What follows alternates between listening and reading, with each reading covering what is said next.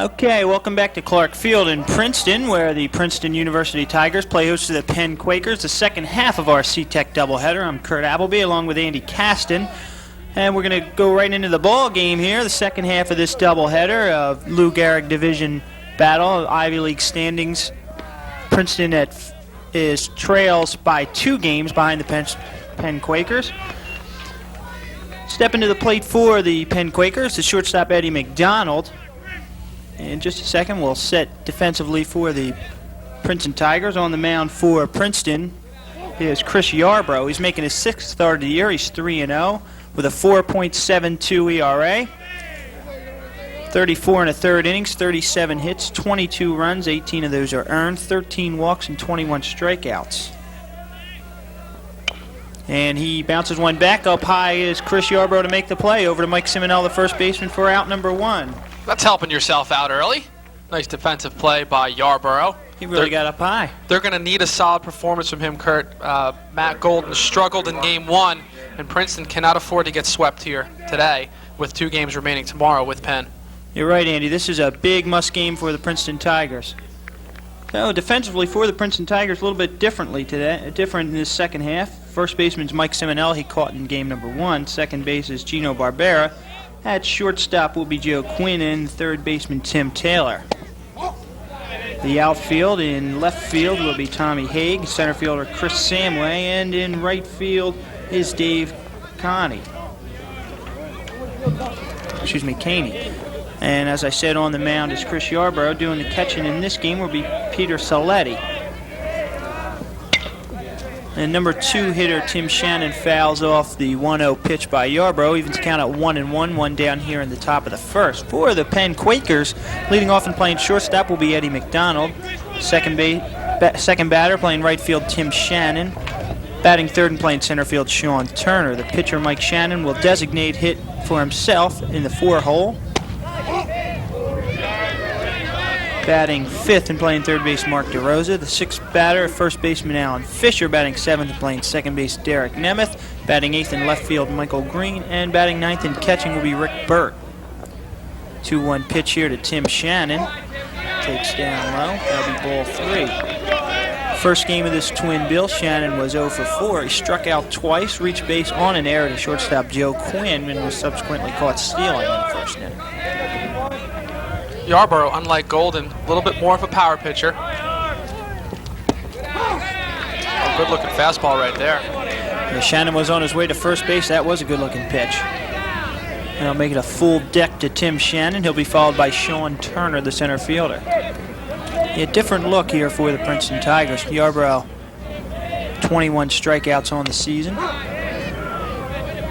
He's only a sophomore, Kurt, but taking a look back at his senior year in Columbus, Ohio, he was 7-2 with a .84 ERA, 93 Ks in 58 1/3 innings.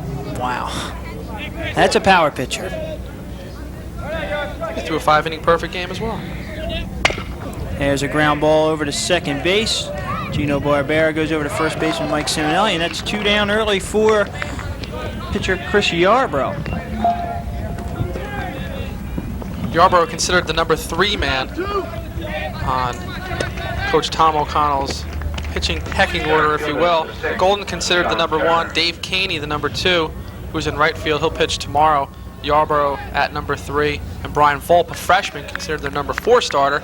But Coach O'Connell said Caney and Yarbrough have flip-flopped number 2 and number 3 all season. Well, they're going to need a number 1 type outing out of Chris Yarbrough, the sophomore from Columbus, Ohio. As we said, he's 3-0 with a 4.72 ERA, off to a good start here. 1-0 against Sean Turner. And he gets that pitch over for strike 1. Second ball game of this twin bill. Outstanding day for baseball here at Clark Field. In case you're just joining us, the Penn Quakers took a 9-5 decision from Princeton to open up their Lou Gehrig Division lead to 2 games over the Princeton Tigers. And 2-1 pitch is over for a strike, and it's 2-2 now to Sean Turner. Just go ahead, I would say different umpire behind the plate now here for Game 2. Interesting to see what differences in the strike zone they may have. Yeah, there's going to be a different feel. A lot of outside corner strikes in the first game. There's a ground ball over to the shortstop, Quinn. Over to first base, Simonelli. And 1, 2, 3 on ground balls is Chris Yarbrough. So all of a sudden, Princeton Tigers look like a different team. I'm sure Coach Tom O'Connell got them all together between games and said, hey guys, you know, we probably played one of the sloppier games of the year. You know, we didn't get real good pitching, we didn't hit well, but hey, we got 3 games left. Let's at least take advantage of those opportunities. We can't go back and erase Game 1, so let's get out here and get a split and then head into tomorrow. Yeah, just try to regroup from that earlier, as you said, sloppy loss by the Tigers. Really didn't get much going offensively until the 7th inning, and a bit of a different lineup here for Princeton Tigers, Andy. I guess that maybe shake things up a bit since they were only able to come up with a handful of hits in the last ball game. Well, Coach O'Connell has played different lineups throughout the year. There have been obviously staples in the lineup: Samway, Taylor, Perry, and Haig. But Saletti has played a lot along with Barbera. So Coach O'Connell has done this throughout the year, and not any different here this afternoon. So the Princeton Tigers will have the tall task of trying to solve pitcher Mike Shannon. Shannon is 3-1 on the 1-0 on the season. This is his 5th ball game.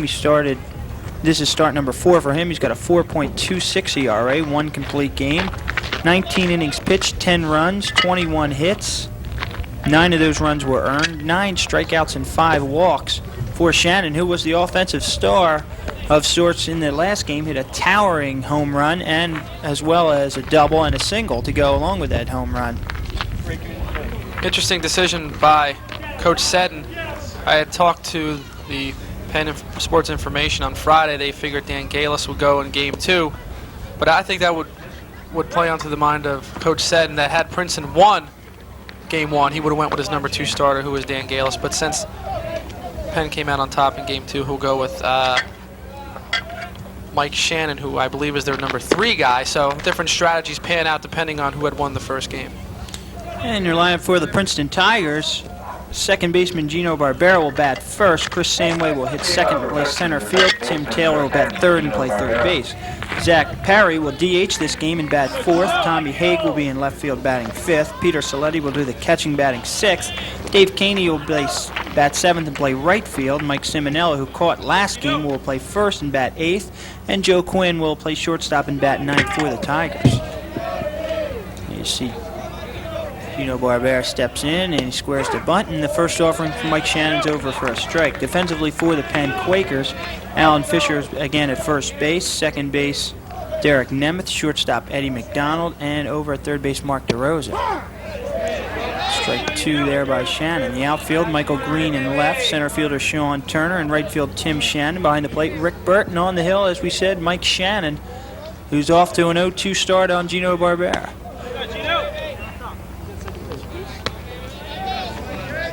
1-2 now the count to Barbera, who comes into this game. Did not play in the last game. He's hitting .320 on the season. He's making his 8th start of the season.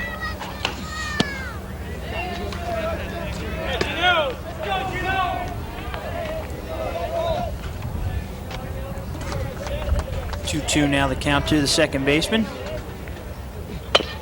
And hit on the ground over to first base. Alan Fisher makes the play. So we've had 4 hitters in this ball game and 4 ground ball outs. So 1 down here for Mike Shannon in the home half of the first. Mike Shannon is probably what you would consider the Dave Caney of Penn, and a versatile all-around type player. That's a good way of putting it. He could pitch, play DH. He could do it all. Coach's dream. Well, in college baseball, when you don't have the luxury of carrying a large pitching staff, you're going to count on players to do double duty and bring guys in. And hey, these kids come out of high school, all of them had played a position, even if they are pitching. So these are talented athletes, and you get those players out there. You want to play. You don't care where it is. You want to pitch, you come in and pitch. Play a little first base, you do that too. A lot of players recently in the NCAA have been having success both pitching and hitting. good examples. Brooke Kieschnick played for the University of Texas, now in the Cubs system. He was College Player of the Year a couple of years back. And 1-1 to Chris Samway. Inside for ball 2.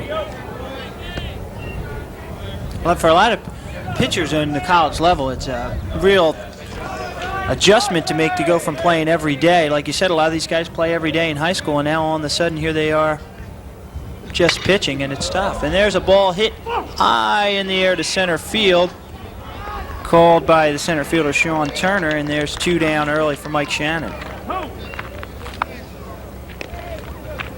That'll bring up Tim Taylor, the Princeton third baseman. Game number 1 of this twin bill. Taylor was 1 for 4. He reached base on an error, struck out and singled, and scored a run. He'll be followed by Zach Perry.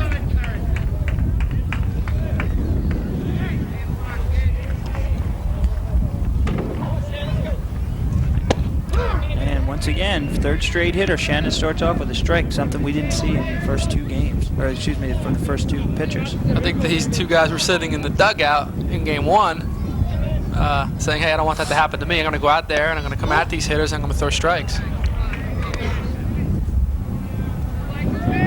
1-1 the count here to Taylor. That's a lot of pitches thrown by the starters in the game 1, Golden and Hockey. There's a swing and a miss. Shannon's ahead in the count 1-2 to Tim Taylor.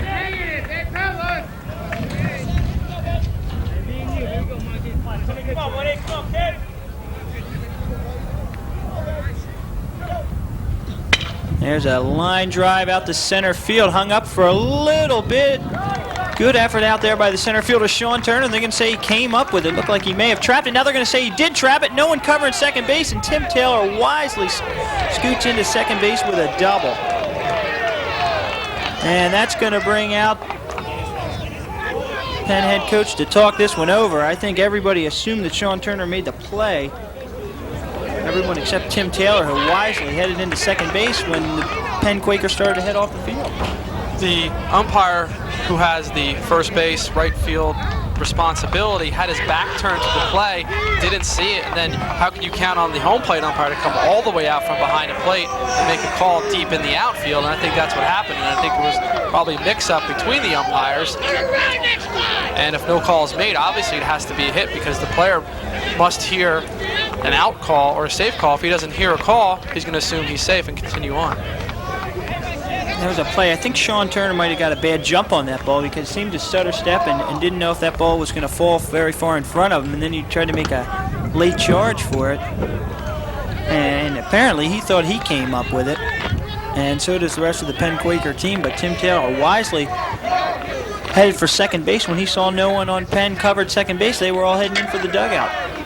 Especially with 2 out, you're running until the other team catches the ball anyway. With 2 outs, it doesn't really matter. He continued on to second base. So all of a sudden the Tigers have a chance to put a run on the board here with Zach Perry, who's designated hitter in this ball game. He played first base in game 1 of this twin bill.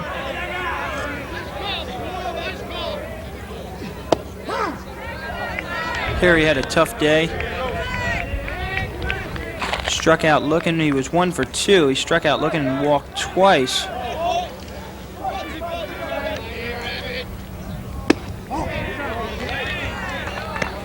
Beat a single up the middle for a base hit in the 7th inning of the last game off of starter Ed Hockey for Penn. 1-1 count, 2 down, man on second. Bottom half of the first, that'll going to count to 2-1. Tommy Haig on deck for the Tigers.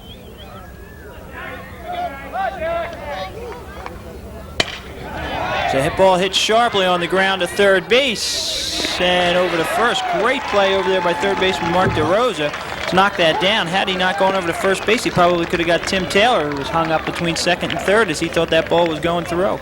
Super play by DeRosa. More importantly, he knocked the ball down. He just got in. He got the glove up in time. He didn't field it cleanly, but it was hit so hard, he had time to regroup and fire to first for the out. Knocking that ball down was a big play because had that ball gotten through, Taylor scores easily, but just keeping the ball in the infield, that's a nice play by DeRosa. To get anything he gets after that is gravy. So, opening up the second inning here for the Penn Quakers will be Mike Shannon, the pitcher. Mark DeRosa, the third baseman, who just made that play, and Alan Fisher, the first baseman, the scheduled hitters for the Quakers. DeRosa playing third, the normal third baseman, Rob Nadelman. He's out with a broken thumb. He was lost this past week. He was a pretty consistent hitter throughout his career at Penn. Can I throw the stat at you, Kurt? Go ahead. All right. As a freshman, he batted .299. As a sophomore, he batted .299. And he was hitting .299 when he got hurt. Just can't crack that 300 mark. Nadelman is a product of Hightstown High School, and Hightstown posts 148 here in the Mercer County American Legion League. The McCall, if you will. Hey, Kurt, you handle the Mercer County area. I take care of the central North Jersey area. So I think we got the whole state covered here. You got it. Except down in the Pine Barrens, where the players are using gloves with 7 fingers on one hand. Just kidding there, if anyone's watching from the Pine Barren area. That is just a joke.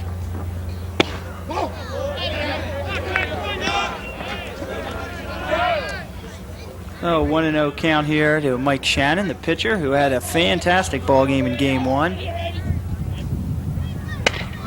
That's one on the ground hard. Tough hop there for third baseman Tim Taylor, but he goes over to first. So Chris Yarbrough starting off this game with 4 ground balls. That usually means he's keeping the ball down, which all pitchers must do to be effective.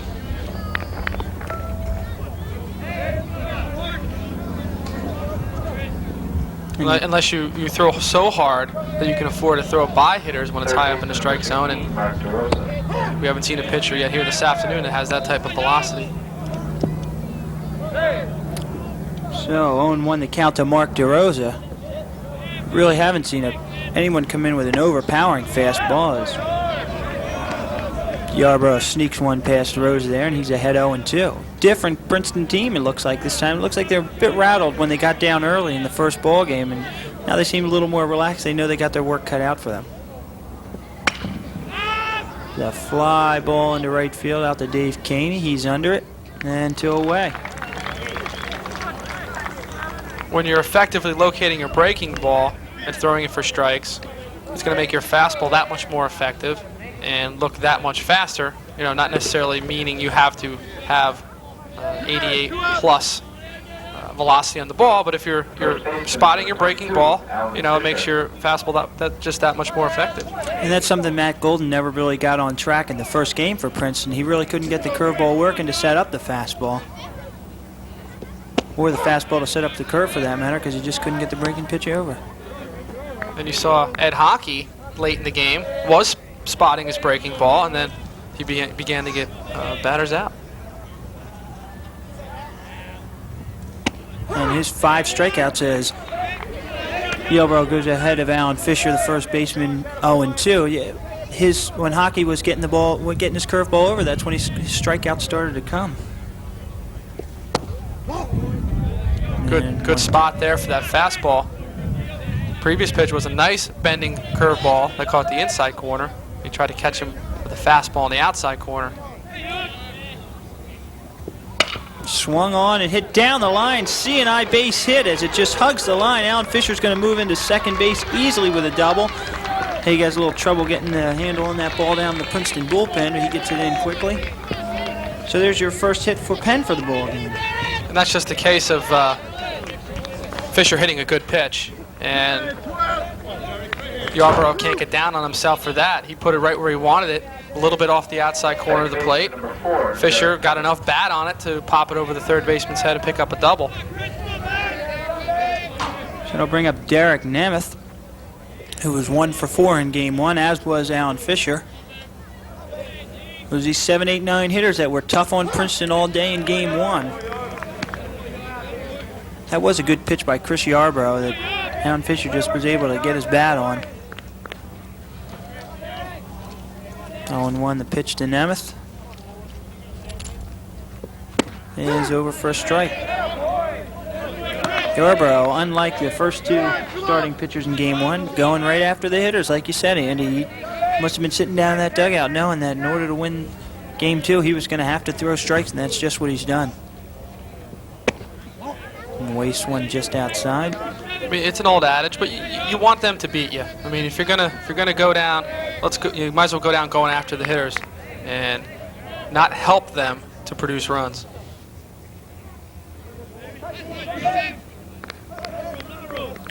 One and two the count to Derek Nemeth, the number 7 hitter for the Penn Quakers. 2 down, top half of the second. Swung on, little bloop over the head of the first baseman Simonella, and just like that, Penn's on the board again. Boy, another good pitch. A good breaking ball in the outside corner, and Nemeth just stuck the bat on it and blooped it over the first baseman's head. Now this is where frustration starts setting in for a pitcher. He said, hey, I was just ahead of the count on 2 batters. I just made 2, what I think were pitcher's pitches, and you end up picking up a run out of it.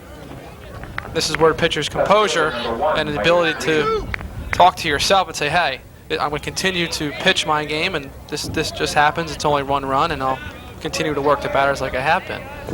2 good pitches. You're right. Chris Yarbrough made 2 good pitches, and quickly Penn's up 1-0. There's a ground ball over to second base, who then got the force at second. Barbera goes over to shortstop Quinn for the 3rd out.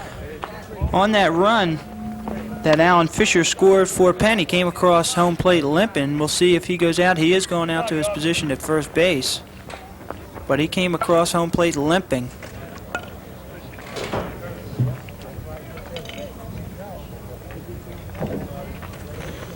So after 1.5, the Penn Quakers put 2 hits on the board and get a run out of it. The double by Alan Fisher, and then a little bloop single over the head of the first baseman by Derek Nemeth. And all of a sudden, Mike Shannon's got himself a lead. He'll face Tommy Haig, Peter Saletti, and Dave Caney for the Princeton Tigers in the second. That's got to be frustrating for Yarbrough, who was just cruising along and gotten the first 2 outs, and once again, 2 out runs hurt the Princeton Tigers.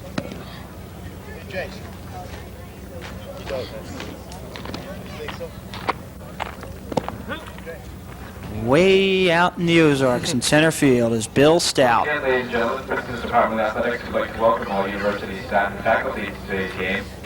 It's the hard work And there's our production truck. that keeps this great institution running 24 hours a day. I'm sure there's Supports the academic excellence. some loafing around being done in there. Princeton's Department of Athletics salutes you. Leading on to the second inning for Princeton is the left fielder, number 5, Tommy Haig. And Tommy Haig will lead off the second for the Princeton Tigers.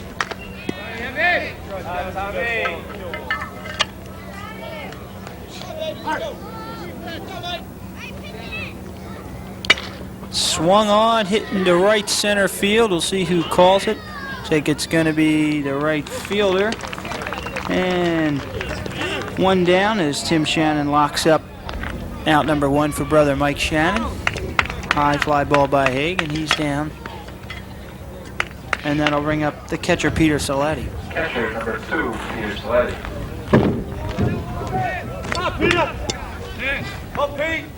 Saletti hitting .261, making his 15th start of the season. Saletti's a switch hitter. 3 home runs for Saletti on the season.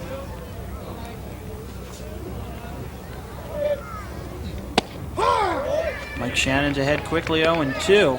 And just like Chris Yarbrough, Mike Shannon going right after the hitters. There's a pop-up shallow left field, and Mike Green will be over there to make the play, and that's 2 down for the Penn Quakers. That'll bring up right fielder Dave Caney.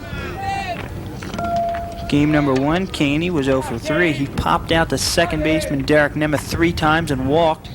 Came around to score a run. Dropped down in the order a bit here in the second game. Let's go, babe.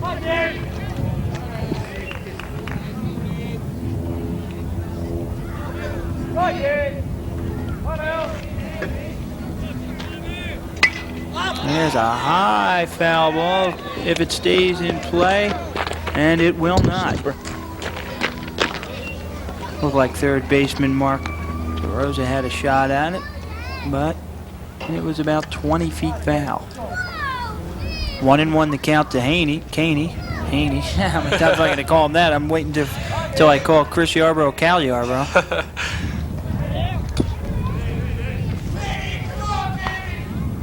Two down here, home after the second. Just missing on the inside corner is Mike Shannon. The ball had a little pop on it, riding inside on Caney. So 2-1 the count to the Princeton right fielder. Missing outside, that'll make the count 3-1. Shannon doing some mound work out there. Looks like he slipped on his delivery. One thing visiting pitchers have to do when they come to a visiting field is get used to that new mound.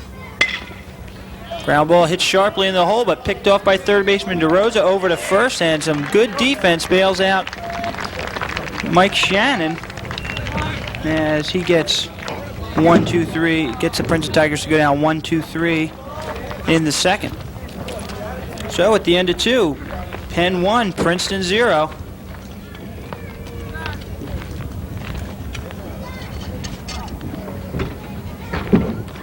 Due up for the Penn Quakers will be Rick Burt, the catcher, and then the top of the order, Eddie McDonald, the shortstop, and Tim Shannon, the right fielder. Thank you, Kurt. So we get started here in the top of the third inning. Chris Yarbrough on the mound, gave up 1 run last inning on 2 hits. Both pitchers are throwing the ball well, in command of their breaking stuff. Tigers looking to rebound after a 9-5 loss in Game 1.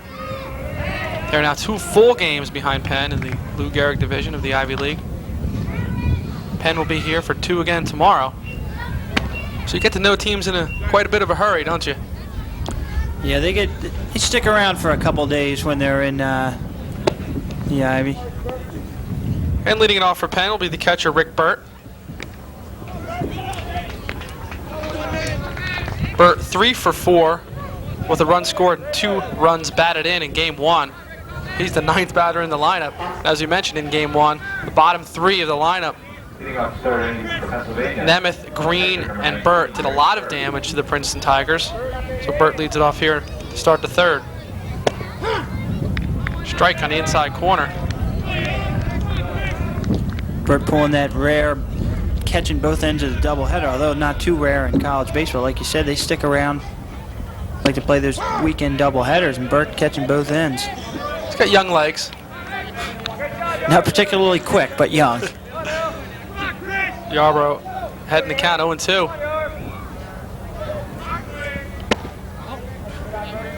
Waste one outside.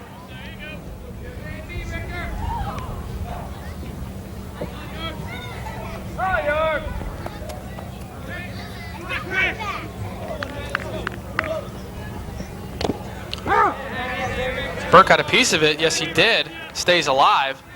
1 ball, 2 strikes. Slutty unable to hold on to that. He was fooled on the pitch. Front side. Opened up. Lucky to get a piece of it. Another curveball. Outside, 2-2.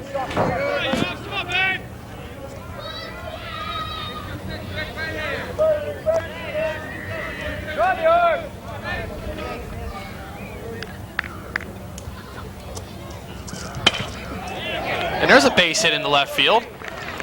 So Rick Burke continues his hot hitting. Now 3 for 5 on the day. 1 for 1 here in Game 2. 4 for 5. Check that. He was 3 for 4 in Game 1. Now 1 for 1 here in Game 2. And he's on with nobody out. That'll bring up the leadoff hitter, Eddie McDonald. And he grounded to the pitcher in the first inning. Burt was the Quakers' leading hitter in the fall. And he's got 4 hits today, though, albeit not the prettiest hits. That was just a little humpback over the shortstop's head. There's a bunt attempt by McDonald. Yarbrough goes to second. He gets Burt. As McDonald puts his hands on his head, saying, "I can't believe I bunted it that hard at the pitcher." Looked like he was bunting for a base hit. Probably wanted to try to get it by the pitcher. Gutsy call by Yarbrough to go down to second base with that, but like we said earlier, Bert's not the swiftest of foot.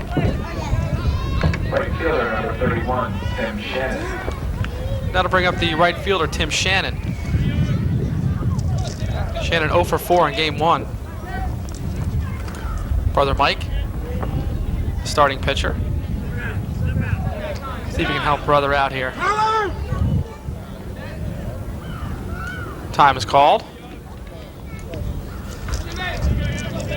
Tim Shannon came into this game hitting .395. He's always been a solid hitter for the Penn Quakers. Hit .375 as a freshman. Yarbrough's got to be wary of speedy Eddie McDonald at first.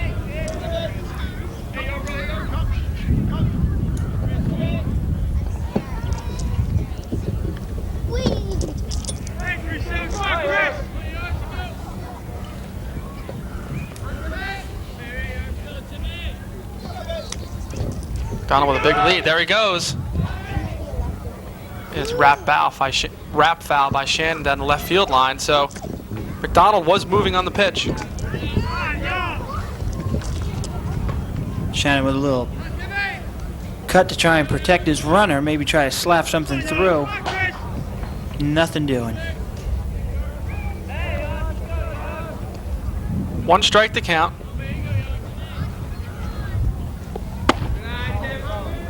One and one.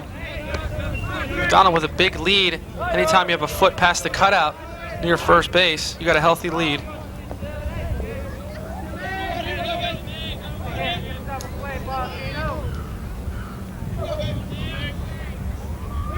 There he goes again. Coming up firing is Saletti, but McDonald slides in safe. Not a bad throw by Saletti, just a little bit high. And a good jump by McDonald. He's able to get in there safely, and I believe that's stolen base number 16 on the season for Eddie McDonald. He was 15 of 17 coming into today's action. Got a great jump. Throw was a bit high from Saletti, so now McDonald's in scoring position for Tim Shannon. 1 ball and 2 strikes on Tim Shannon, the right fielder. And there it is, a ground ball. It gets over. Mike Simonello. Here comes McDonald. He'll score. So once again, Princeton not getting the home bounces here, Kurt, that time. Skipped over the head of Mike Simonello. Penn is up in front now by the score of 2-1. Or check that, 2-0. You want to talk about manufacturing a run? There's one right there. McDonald gets on by fielder's choice, steals second, and then Tim Shannon gets a nice little hop there, go over the head of Simonello, and that's exactly how Penn's scored their runs here in this ball game. Derek Nemeth's RBI single back in the first was just a little humpback over top of the first baseman's head down the right field line, and that one wasn't pretty either, but they both do the job. Simonello caught game 1, is playing first here in game 2. Looked like he had a beat on it, just took a skip right over his shoulder. Good piece of hitting, trying to hit behind the runner, did Tim Shannon. At least he would have got the run to third base had he made an out. But he produces a run. Shannon's another guy who can run the bases real well. I believe he's number 2 on this Quaker team in stolen bases with 8. Sean Turner is the batter, the center fielder, 0 for 1. Grounded to short back in the first. Breaking ball. Sleddy comes up firing high. And saving him is the second baseman, Gino Barbera. Got high in the air. Sleddy came up firing. Sailed high on him. Tough pitch to handle, breaking ball down in the dirt. So far, tough luck for Chris Yarbrough. He's pitched real well. He's put everything where he's wanted to, but just a couple of unfortunate base hits that seem to sneak through or bloop over somebody's head, and all of a sudden he's behind 2-0 with a runner in scoring position. 1-1 to count on Turner.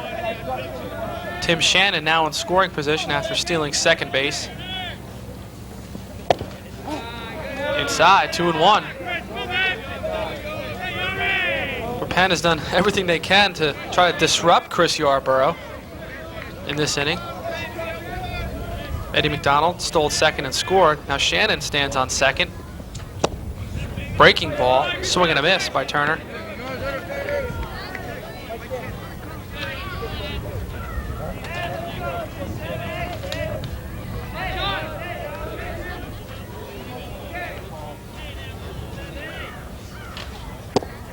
Another breaking ball. Breaks down out of the strike zone. Full count to Sean Turner. 1 out here in the top of the third. Penn leads 2-0. Tim Shannon on second. Another breaking ball. This one well out of the strike zone. And Turner works a walk out of Chris Yarbrough. So Penn has 2 runners on here with 1 out.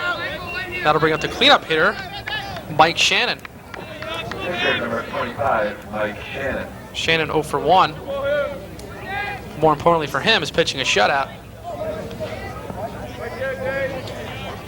Shannon, a sophomore, finds himself in the 4-hole today in 2 of the biggest games of the year for the Penn Quakers after a freshman season when he only hit a .86. Shannon went deep in game 1. Took Matt Golden deep over the left center field fence. He's got 2 on here with 1 out. Last season did not hit any home runs. He batted only, like I said, only batted .186. And he only weighs 175 pounds, so a couple of buffets and this kid's not even hitting his weight. Last season, really turned it around this season. See, Mike Shannon came into this game and, like you said, in limited at bats, came into the game hitting .500 and then subsequently goes 3 for 4.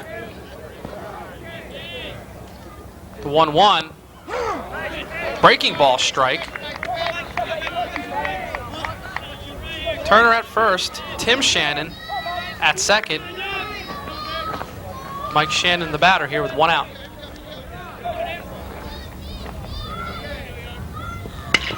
Rip, foul.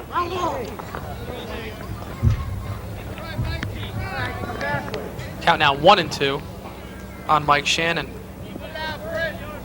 I like seeing the pitchers back, Kurt. I don't know about you. I don't know if you're a DH American League guy or a purist for the way the National League plays it. Well, I'm an American League fan, but I'm much more in favor of pitchers hitting. This time it's rip fair. Here comes Shannon. Here comes Turner. He'll score. 4-0 Pennsylvania on the 2-run double by Mike Shannon. So he helps his own cause, knocking in 2 runs, and he gives himself a 4-0 lead. Boy, Chris Yarbrough has really got some tough luck today. That's the first real sharply hit ball. But Mike Shannon is really doing in the Princeton Tigers today. 4 hits on the day, 3 of them extra bases. 2 runs scored and 4 RBIs in these 2 games. Boy, Mike Shannon's really been the story. That'll bring up the third baseman, Mark DeRosa. As he fouls it off. He's 0 for 1. Fly to right in the second inning. 3 runs in for Penn here in the top of the third. Only 1 out. Mike Shannon stands on second base after a 2-run double. As Princeton finds himself down early again. Yarbrough jumps out in front of DeRosa, 0-2.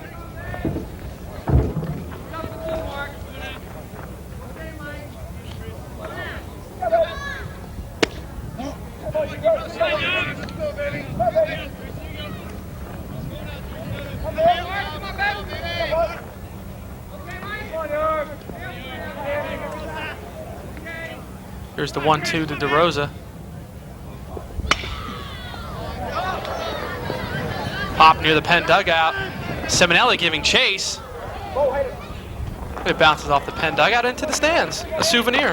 And there's a lucky youngster, I guess we could call it. I wouldn't say he was a youngster, but he caught the ball nonetheless. I didn't tell you, Kurt, but I'll tell you right now, when I was out in San Diego, I went to the Padres-Marlins game, which was sold out, of course, at Jack Murphy Stadium, and I got a foul ball. Ah. Yeah, Charlie Huff was the pitcher. Ricky Gutierrez was the batter, and the fella down 2 seats down from me couldn't find the handle, so I just snatched it right away from him. Very real nice. He wasn't 8 years old or something like that, was he? No, he was older than me. There's Yarbrough making the play as DeRosa bounces back to the pitcher. Yarbrough checked the runner, and they're 2 away. Number 22, Alan Fisher. That'll bring up the first baseman, Alan Fisher, who doubled back in the second and scored Penn's first run. Well, now, Andy, that's something you can tell your grandkids, that when Ricky Gutierrez is enshrined in Cooperstown. There's Simonello. Finally regains control of the ball, flips it to Yarbrough, and that'll do it.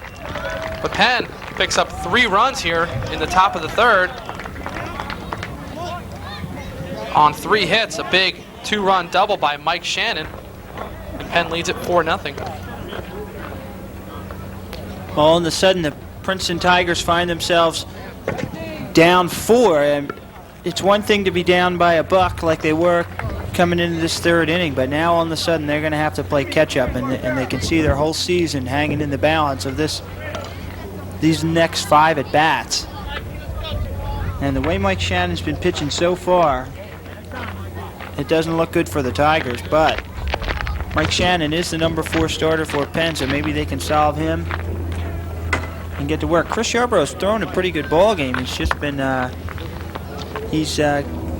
thrown good pitches, even the pitches that Penn has gotten base hits on. The double by Fisher, the single by Nemeth, these are all good pitches.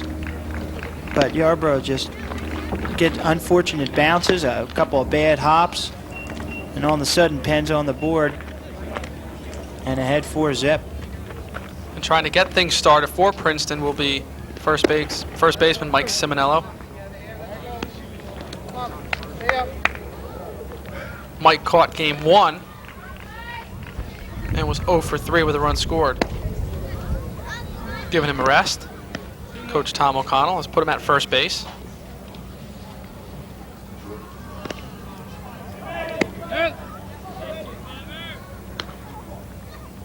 Mike Simonello, a sophomore from St. James High School, St. James, New York, went to Smithtown High School and won the Carl Yastrzemski Award as Suffolk County's best player as a senior, when he hit .564 with 6 home runs and 32 RBIs. Okay. There's something to chew on. Hit 174. Here's a case of someone not hitting their weight. Simonello hit 174 last year and comes into this game 6'2", 210.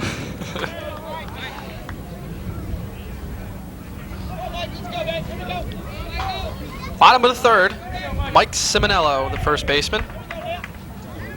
Simonello caught a great game in game 1, and considering that the Penn Quakers came in the game having stolen 43 bases and only caught 14 times, they only stole 1 in that game, and he threw out Tim Shannon and Andy McDonald.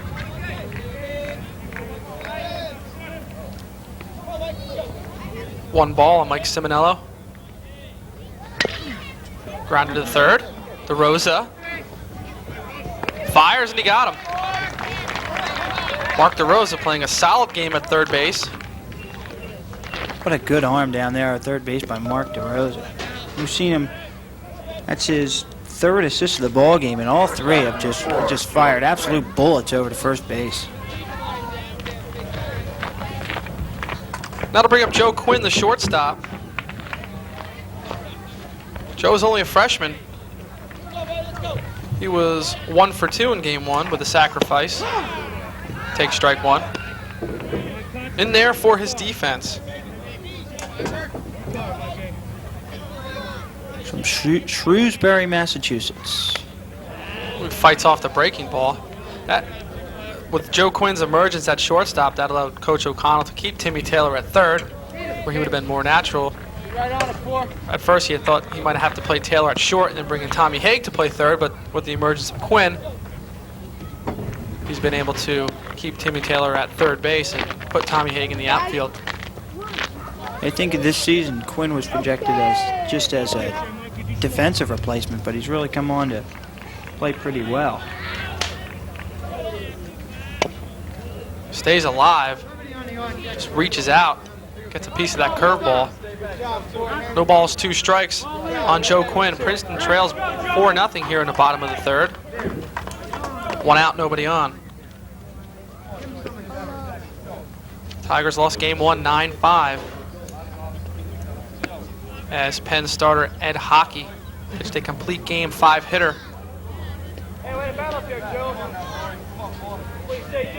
Here it's Mike Shannon on the mound for Penn. Quinn stays alive as he fouls it off.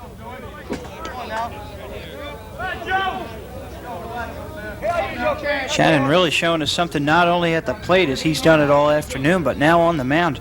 Gotten a lot, as you said, you know, when pitchers keep the ball down, good things happen, and that's exactly what's happening for Mike Shannon. And there he gets Quinn. He had Quinn leaning the whole at bat, and he finally punches him out. 2 down.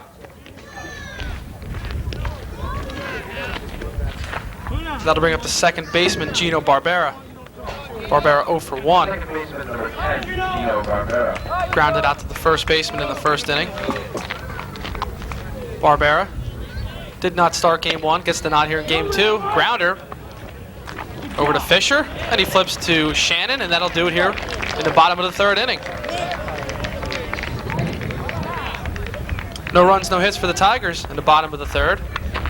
They continue to trail 4-0. So unlike game 1, game 3 rolling right along here. Been a little less sloppy. Actually been played quite well. Good defense on both teams, and it's just that Penn has squeaked out a handful of hits, and that's been the difference. We'll step aside for a quick break, but when we come back, we will have action at the top of the 4th inning. You're watching Princeton University Baseball on C-Tech Cable Systems.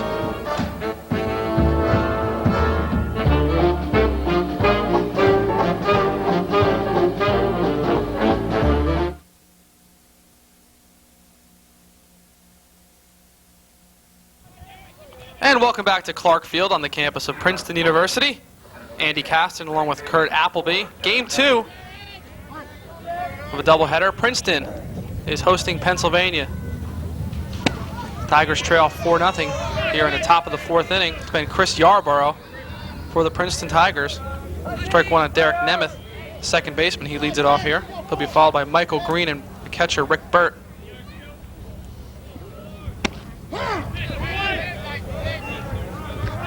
Yarbrough quickly ahead 0-2. Beautiful day here for baseball, Kurt. Yeah, this is the kind of day that Ernie Banks would tell his teammates, let's go out and lose 2. And the Cubs would. Nice crowd on hand.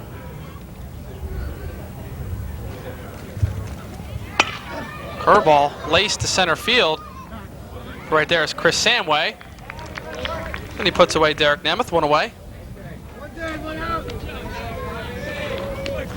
That'll bring up the left fielder, Michael Green. Green 0 for 1, reached on a fielder's choice back in the 2nd.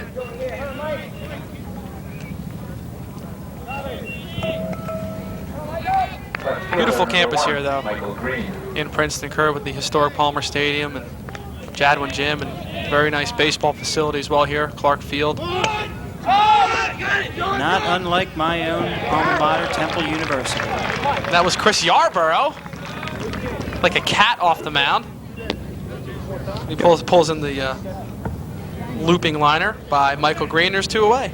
Yarbrough has made a couple of nice plays. He opened up the game by taking away, what could have been a hit by Eddie McDonald going up high to bring down a ground ball, and then he comes off the mound and catches that little pop by Green. Here's Rick Burt. He's 1 for 1, singled back in the 3rd. 4 for 5 this afternoon, 3 for 4 in game 1. Rick Burt and his battery mate Mike Shannon each with 4 hits on the day. There's a curveball for a strike by Chris Yarbrough.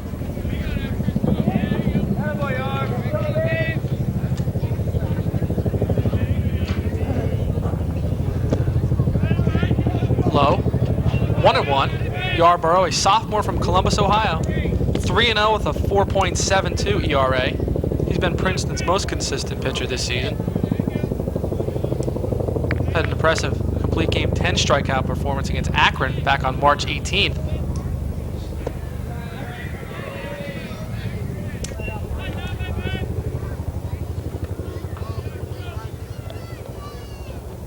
In his last start against Columbia, had a rough start, but settled down and gave up only 2 hits over the last 5 innings as he evens up the count on Rick Burt. Well, he's thrown strikes here so far. It hasn't been the walks that killed him. He's only walked one, and that was Sean Turner. And he gets burnt on the curveball. So 1-2-3 inning for Chris Yarbrough. No runs, no hits for Penn. Top of the fourth. We'll move into the bottom of the fourth inning with the Tigers trailing 4-0. This really isn't the Princeton team that I expected to see. You know, especially the way they've been scoring runs. They have the offensive firepower, and so far the bats have just been silent. Well, they'll have a chance here with 2, 3, 4 coming up. It'll be Samway, Taylor, and Perry for Princeton in the bottom of the fourth. Taylor's got the lone Princeton hit, and that a ball out, a low line drive that Sean Turner thought he came up with. As a matter of fact, the whole Penn Quaker team thought he came up with, and they started to head off the field when the umpire ruled that Turner trapped the ball. Taylor wisely moved up in second base.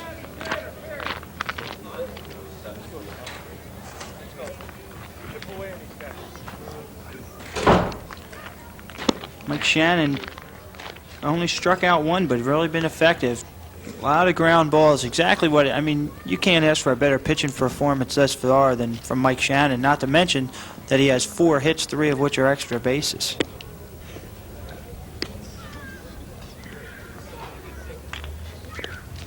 Good defense thus far for the Penn Quakers. Mike Shannon, only a sophomore, really emerging here as a two-way threat. Another player who can play all over the field. Hit, run, and pitch. Play defense. It'll be Chris Samway, the center fielder, leading it off here for Princeton, the senior from Miami, Florida. Center fielder number 19, Chris Samway. Samway had a 7-game hitting streak snapped in game 1.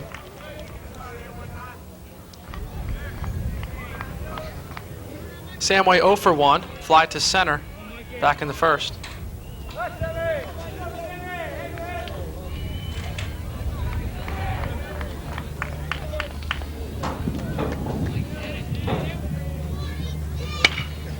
Ripped foul onto the JV field. I think Chris Samway would like to have that one back so he could wait just a split second longer. Drive that in the gap. I played on that JV field, by the way. You did? Yes. How'd you do? We got beat up pretty bad.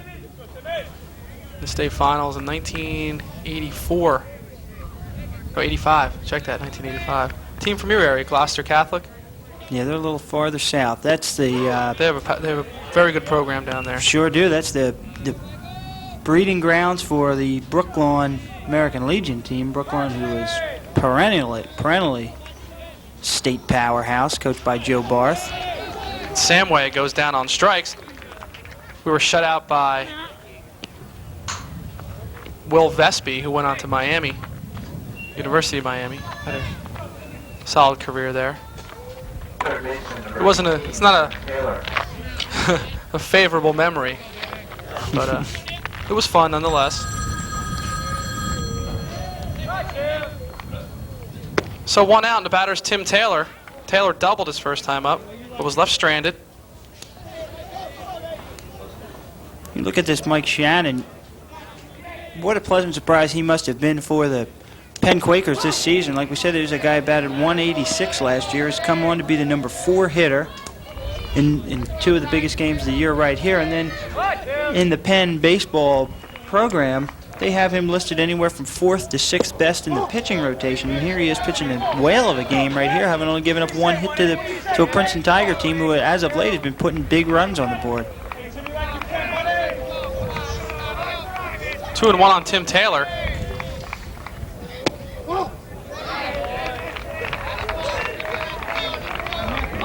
So Taylor with a 3-1 count, looking for something to drive here.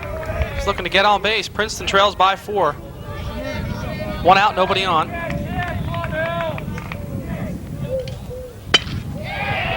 Driven down the right field line, foul. Taylor got a good cut on an inside fastball. But Shannon placed it just far enough inside where Taylor couldn't straighten it out for a hit. And look at that foul ball that Samway just hit that he really got a hold of, and then the one that Taylor just hit. You figure if those, that's the day it's been for Princeton. If those balls are fair and in the gap, they're extra bases easily. But the way it's been for Princeton all day, they're foul. Taylor's been up and tight on a lot of pitchers, not afraid to come inside. And he goes away. Taylor works the walk. So Princeton has a base runner with 1 out. It's Tim Taylor, and that brings up Zach Perry, the designated hitter. Perry 0 for 1. Grounded to third. Zach Perry. Taylor 2 out of 5 in stolen base attempts this season. And normally when your team's down 4 runs, you don't want to steal a base, but considering that Princeton has just not been hitting the ball all day, you got to wonder what are they going to do to start something. Perry fouls it back.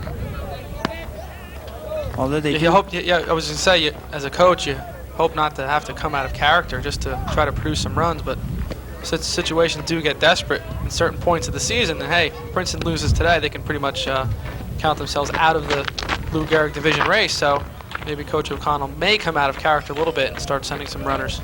Yeah, this is definitely one of those situations where you have to do whatever you have to get runs across. Man's got to do what a man's got to do. That's Tim Taylor at first, being chased back by Mike Shannon.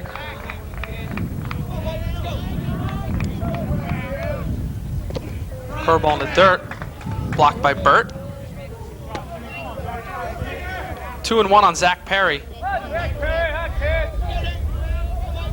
Shannon giving an awful lot of attention to Taylor over at first base. Perry also from California, from Belvedere, California. He's a junior. 2 homers, 19 runs batted in. Ball low, 3-1.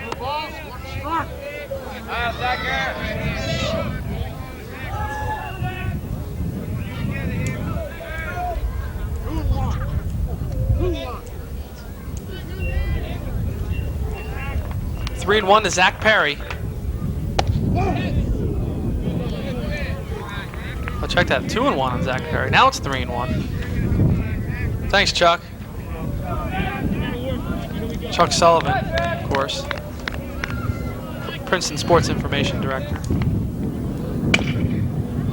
In the Sports Information Department, excuse me. Sorry, Mark. You get mad at me for that. Panis.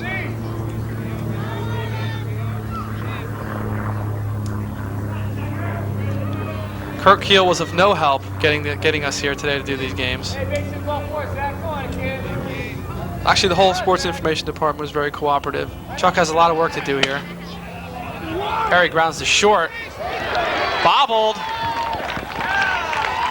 by Joe Quinn. No play, so Princeton has something going here in the bottom of the 4th inning. I was saying Chuck was running the scoreboard, by the way, and he put up 3-1 count. It was actually a 2-1 count. Not that it really matters, Kurt, does it? No, I don't think so. It's all relative now, Andy, because we have a new hitter at the plate. It would look like a double play ball, possibly, to Eddie McDonald. He never got the handle on it, and all of a sudden now Princeton's got themselves a little rally started. Error on Eddie McDonald, the shortstop. I think I called him Joe Quinn. He's the shortstop for Princeton. So 2 on and 1 out for Haig. He lifts a deep fly ball to right field. Foul. Whew. Awful close. Boy, he lifted that one high in the air. Boy, you want to talk about putting a charge into a ball. Couple feet to one side, and it's Buenos Dias, Senor Spalding. You've been waiting for that one, haven't you? I kind of got caught off guard by Shannon's home run earlier in the day. Getting back to the error on McDonald, though, Tim Taylor was moving on the pitch. So there you have it. Coach Tom O'Connell was trying to get something going there with a hit and run. Princeton has 2 on here, 1 out. Trail by 4. The batter is Tommy Haig. Ball high, 1-1. It's Taylor on second, Perry on first.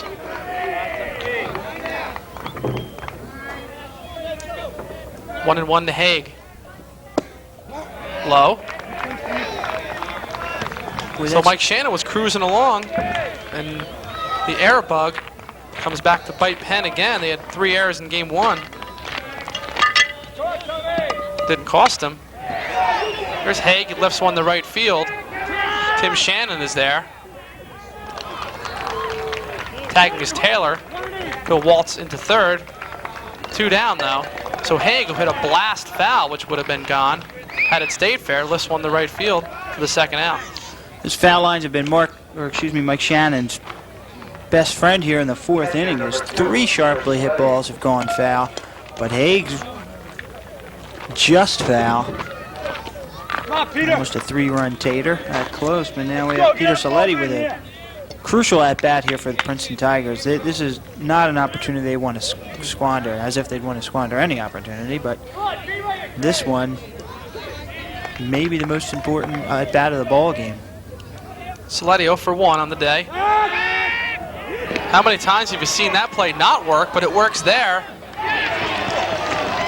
It's Zach Perry getting picked off. Shannon faked to third and threw back to first. That's something that just should not happen. That should not happen. Zach Perry just got caught snoozing down at first base. That is the oldest play in the book. And boy, I tell you, Tom O'Connell's not happy about that. If Tom O'Connell makes players run for mental errors, then Zach Perry better start right now, because 2 runners on in a game they're down by 4. And Zach Perry just got caught snoozing, the oldest play in the book. So no runs and no hits for the Princeton Tigers. They squander an opportunity to get back in. They still trail by 4 as we move into the top of the 5th. Boy, this has just been a hard luck afternoon for the Princeton Tigers. Nothing is going their way.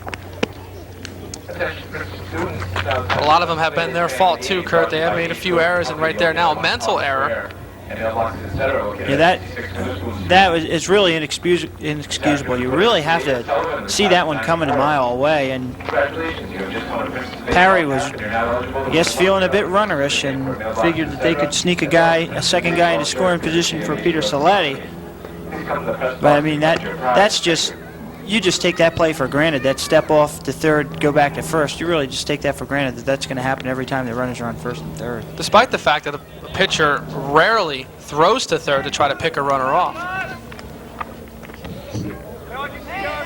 I'm sure Zach Perry's kicking himself right now. So it will be the top of the order for the Penn Quakers: McDonald, Shannon, Tim Shannon, and Sean Turner. McDonald 0 for 2.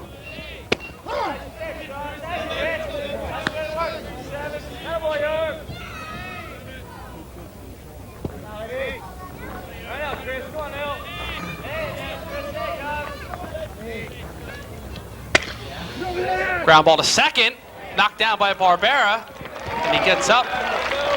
Fantastic play by Barbera. He was leaning towards second base when McDonald swung at that pitch, got it off the end of the bat, but just a great play to recover, knock the ball down, and make the throw. Just a great play by Barbera. So 1 away now to bring up Tim Shannon, the right fielder. He's 1 for 2, single into third. That brought home a run.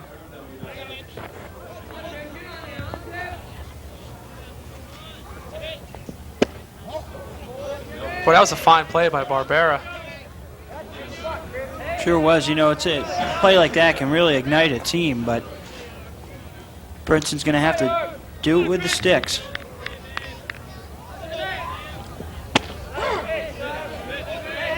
That's a strike, 1-1 on Tim Shannon. His brother Mike is throwing a one-hit shutout at the Princeton Tigers. He helped his brother out with an RBI single back in the third. And it's popped into left field. Haig coming in. He's under it. 2 away.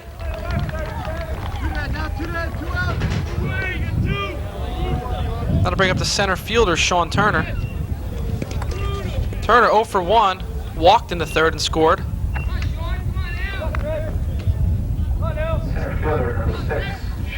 Game moving right along.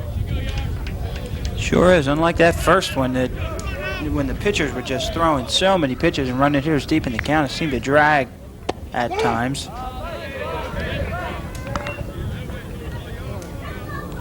Strike on the inside corner.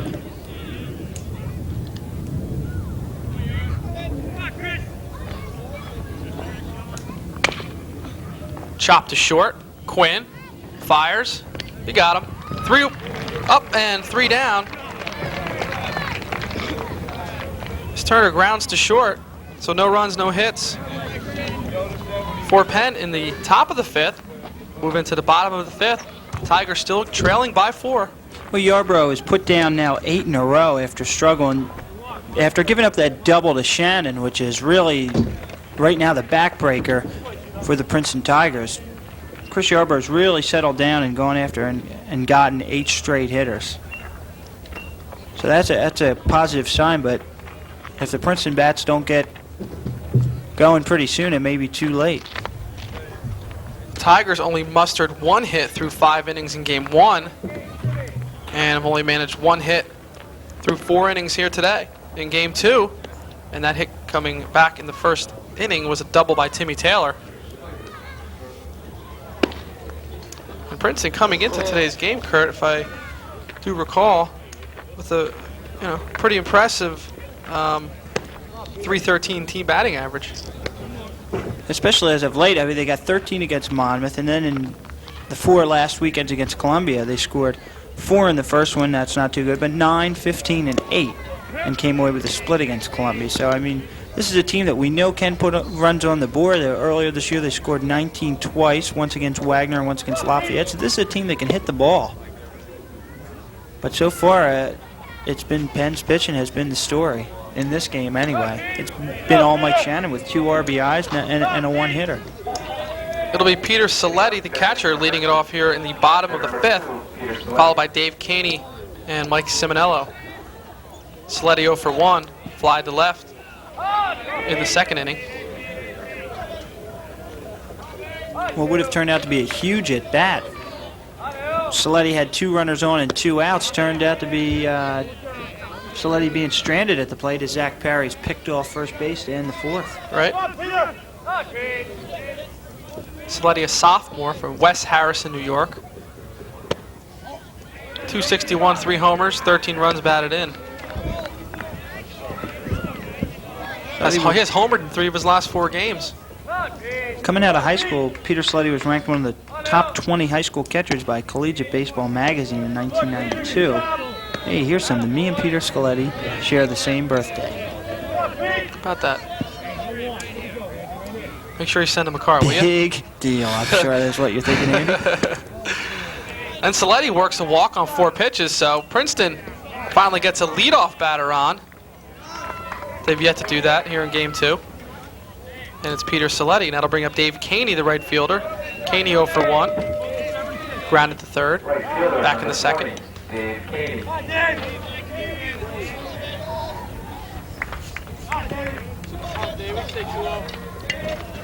So Caney, one of the captains of this Tiger team, has a chance to put a little jolt, a little bit of life into this Princeton Tiger offense.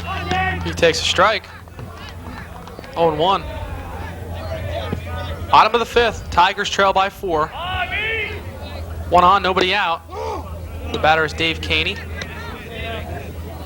Caney came into this season with a .354 career average. He came into today hitting .374 on the season.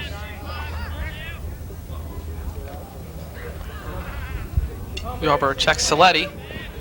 Doubt if he's going anywhere. Another curveball. 3 straight curveballs for Mike Shannon. 1-2 count on Dave Caney. See if he comes in with some hard stuff on the fist. Shannon looks over at Saletti, who, if he were to steal a base, would be the first career stolen base for Peter Saletti as a Princeton Tiger. I don't think it's going to happen. That's ripped into left field. That'll drop in for a base hit. Saletti, he'll hold at 2nd. So Dave Caney rips a single to left field. Tigers have 2 on with nobody out. Here in the bottom of the 5th. Up to the plate is the first baseman, Mike Simonello. Simonello 0 for 1. First baseman number 39, Mike Simonello. So now those balls that were earlier going foul for Mike Shannon are now starting to fall in. Shannon bounces one up there. Blocked by Rick Burt.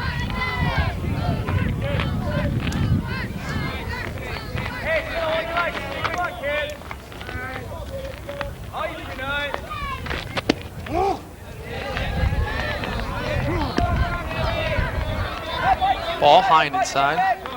Just trying to get a read on this umpire. Calling balls and strikes. I was surprised with Saletti opening off the inning with a walk, knowing that he's not very quick, that O'Connell didn't try to pinch run for Saletti and then move Simonello behind the plate, and it may turn out to hurt them as Saletti wasn't able to go from first to third on the base hit by Dave Caney. That may be something that comes back and haunts the Princeton Tigers. I'm gonna come to Saletti's defense though when a ball hit in front of you like that. Tough for anybody to go first to third as Simonello draws a walk. Any gonna defend that or not? Counterpoint. He did think about it. He came around the base hard, but he pulled up. It was hit pretty far down the left field line. Got a little action down in the Penn. So the walk to Mike Simonello loads the bases with nobody out in the bottom of the 5th inning. And Joe Quinn, the shortstop, will come up. Meeting of the minds on the mound. Looks like Alex Hayden down warming up for the Penn Quakers.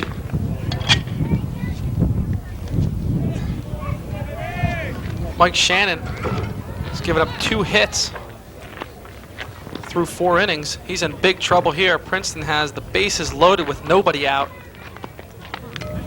Joe Quinn, the shortstop, ready to step in. Quinn 0 for 1, struck out in the 3rd.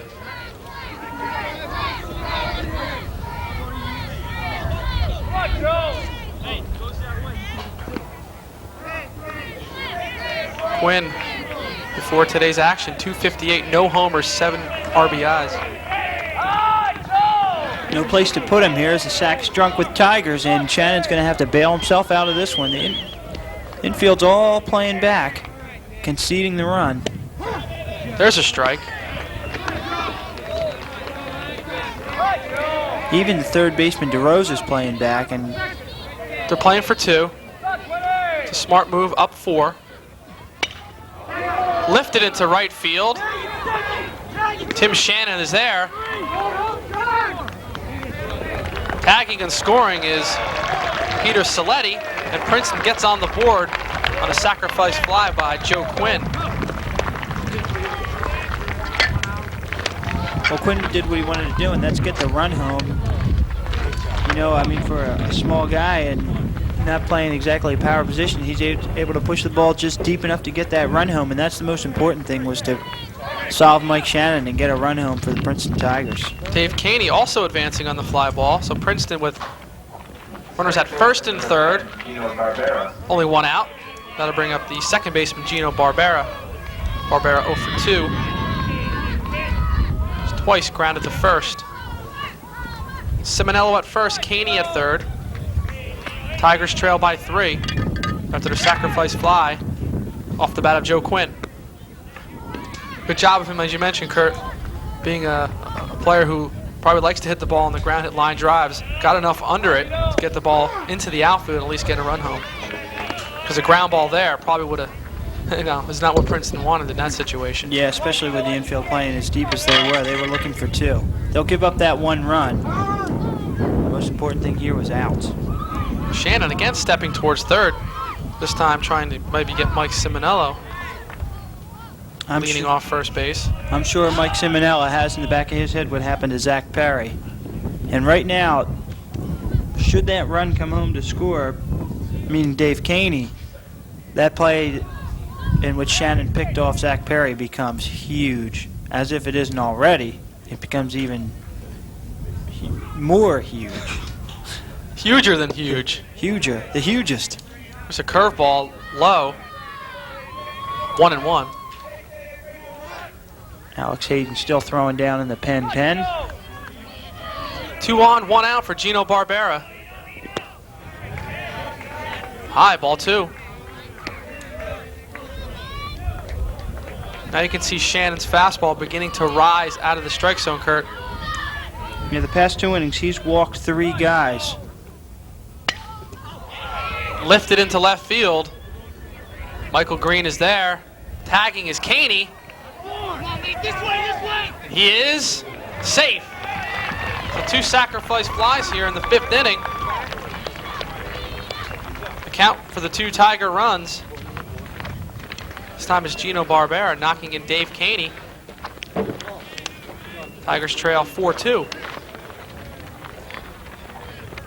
Center fielder number 19, Chris Samway. Now I'm sure Princeton would like to start one of those 2-out rallies that Penn's been getting them with all day. The batter is Chris Samway, the left fielder. Samway 0 for 2, struck out in the 4th and flied out in the 1st. Simonello at first and 2 out. 2 runs already in here in the bottom of the 5th. Princeton trails Penn 4-2 in game 2 of this Ivy League doubleheader. Andy Caston along with Kurt Appleby at Clark Field on the campus of Princeton University.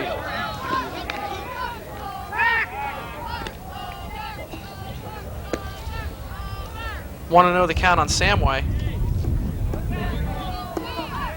Samway, the senior, he's a co-captain for Miami. He bounces 1 foul.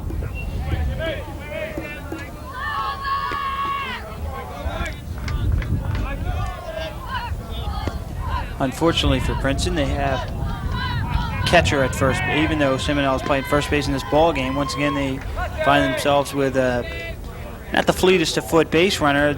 I'm sure they'd like to have someone else down there at first base right now, and maybe, if not steal a base, at least be able to make Mike Shannon think over there out on the mound. Ooh, Samway, swing and a miss on a big curveball from Mike Shannon. 1 ball, 2 strikes. Looked like Samway was thinking fastball all the way there. He was way out ahead of that. Nothing wrong with the pitcher trying to guess, the batter trying to guess what the pitcher's going to throw. You think he's going to come fastball. That time, it rode high, the curveball. Tried to come back with the same exact thing. Fool me once, shame on me. Shame on you. 2-2, 2 out. Shame on Samway. So right now that Zach Parry getting picked off is really big. And Samway swings and misses for the 3rd out of the inning, but the Tigers pick up 2 runs on 1 hit, a couple of sacrifice flies, and they trail the Penn Quakers by the score of 4-2. And taking over for the final 2 innings is Kurt Appleby. Kurt? Oh, I thought this was Phil Rizzuto's 2 innings, but I'll take him. Chris Yarbrough comes out the mound for his 5th inning work. He'll go after Mike Shannon, his counterpart on the hill, Mark DeRosa, and Alan Fisher, the scheduled hitters for the Penn Quakers. Still, though, Princeton, only 2 hits. Yeah, that's discouraging. I mean, to manufacture runs with a couple of walks, that's a positive note, but bottom line is you have to hit the baseball, and Princeton hasn't done it all day long. So Yarbrough hasn't pitched a bad ball game. He's been the victim of just a bad hop and a couple of bloop hits, and all of a sudden he's behind 4-0, and he was behind 4-0 at one point, and now he's looking at his first loss of the season if his teammates can't come up with a couple of runs. Mike Shannon will lead things off for the Quakers. He's got 4 hits on the day, including a home run and 2 doubles. He's done it all in this game too, Kurt, right? 2 RBIs. Held Princeton at bay, only 2 hits. And a 2-hitter, yeah. I mean, right now, his 2-run double in the 3rd is the difference in this ball game. So Shannon just enjoying a fantastic day, not to mention that home run he hit back in the 1st, which was a huge shot. Ball 1 to Mike Shannon. Mark DeRosa, the 3rd baseman, on deck. DeRosa's had a fine defensive ball game. There's a base hit up the middle. Almost a fantastic play by Joe Quinn. I thought that was through, and here comes Joe Quinn out of nowhere to get his glove on the ball, but it's going to be a base hit number 5 for Mike Shannon on the day. Grinder up the middle. That's all it was. Just far enough to the left of Joe Quinn. Tremendous effort by Quinn to knock the ball down. In this ball game, offensively, Penn is doing just enough to get the runs across.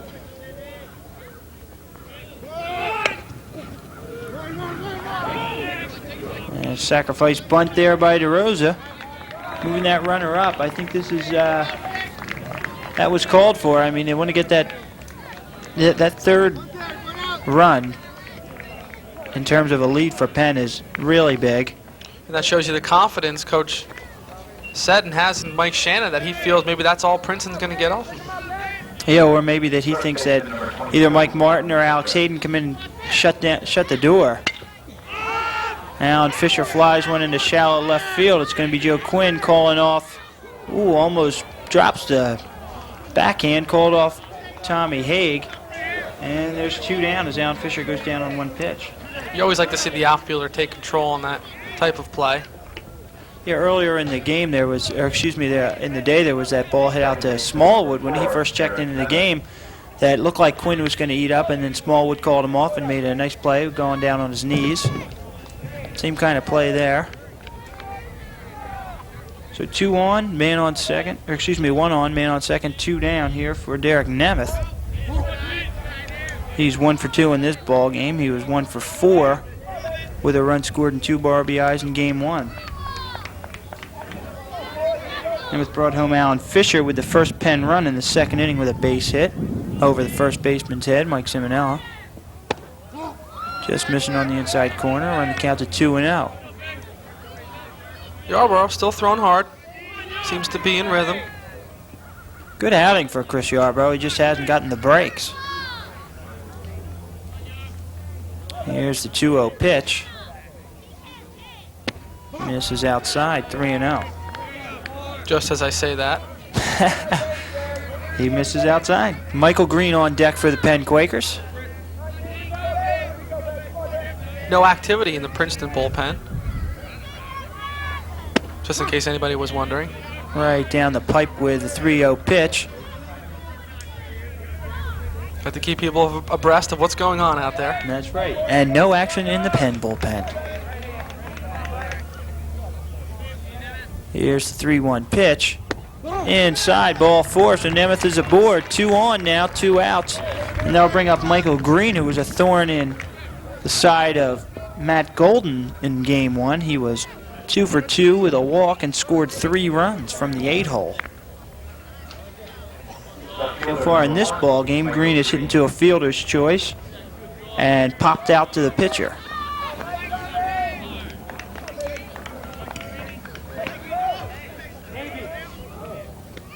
This is a hitter that Yarbrough wants to get out because the guy on deck, Rick Burt, has 4 hits in this ball game.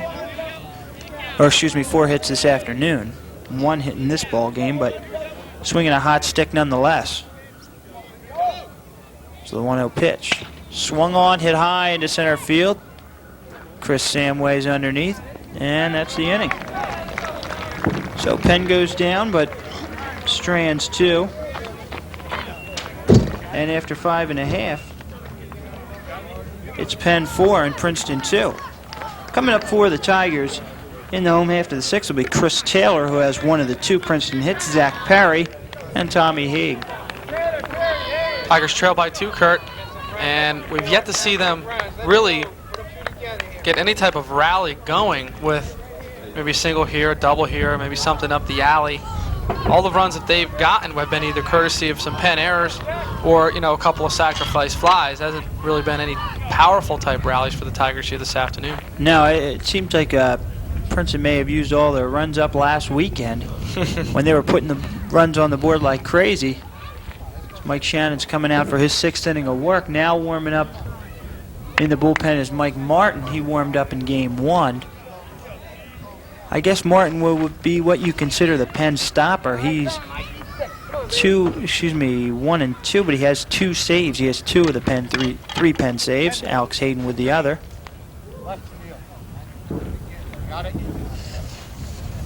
So I guess should Shannon find himself in any trouble here, Coach Shedden's going to go down to Mike Martin, the Delran High School product. One of the few college baseball players remaining that I played against. He was a freshman at Delran in playing varsity when I was a senior.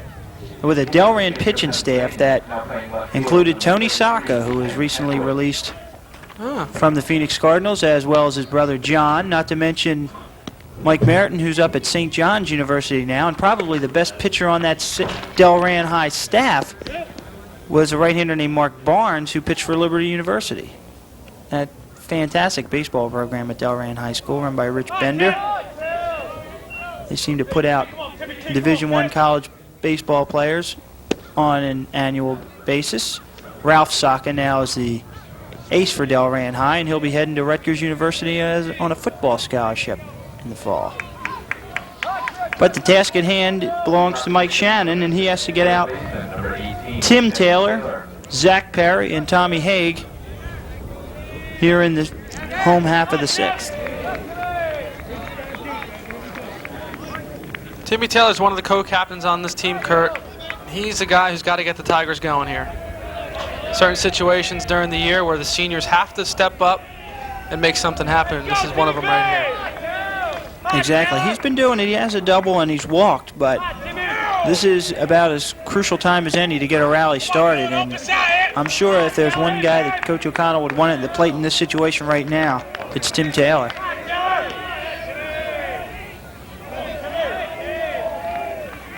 Here's the 1-1 pitch.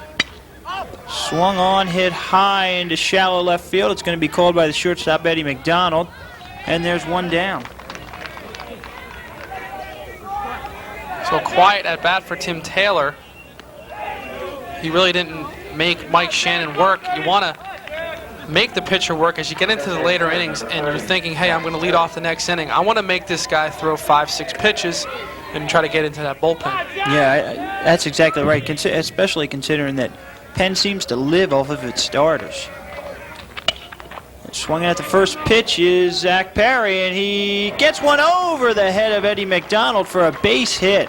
Great effort by Eddie McDonald, but he just wasn't able to come up with it. Zach Perry, there you go, case in point with the aluminum bat, Kurt. Fisted one, had just enough juice on it to get over the shortstop's head. He'll take it. Yeah, with a wooden bat, I think Zach Perry's stuck holding half a bat in that situation. Yeah. So that'll bring up Tommy Haig, but before Coach Shedden's going to go out and talk things over with Mike Shannon.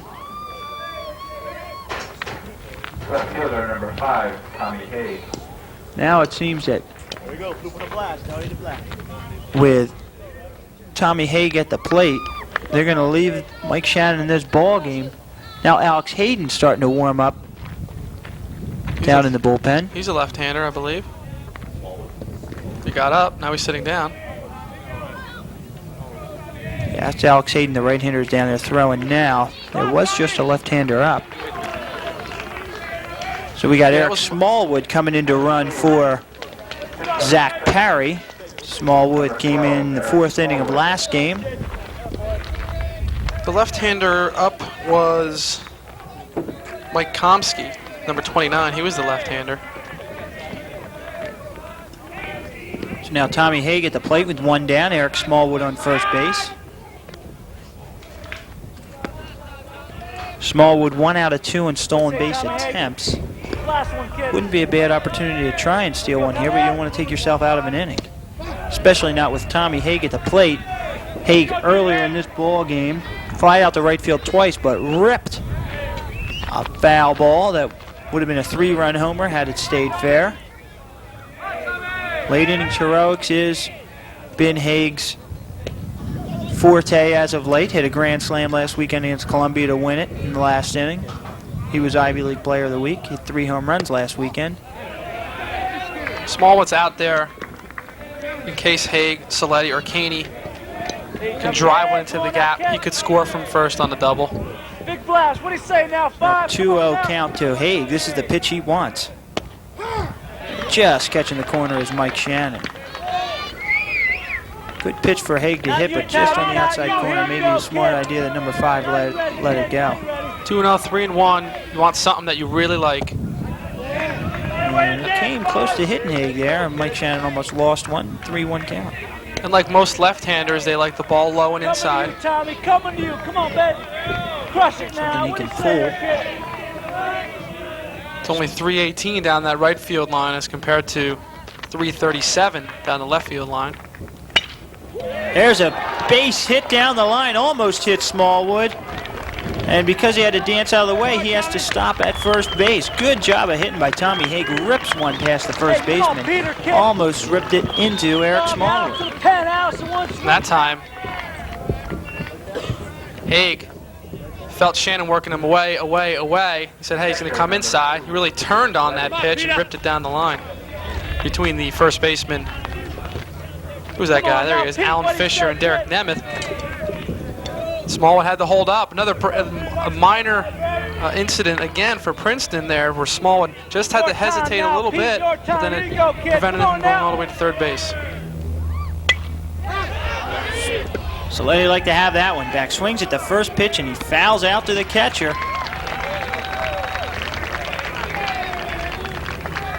In that situation, you have to take pitches, especially when the starter has been in this long and struggling a little bit. Make him work. Make him throw some pitches. Make him throw strikes, and make the at bat come to you, as opposed to going out there and getting out on your heels and popping up as Sleddy did.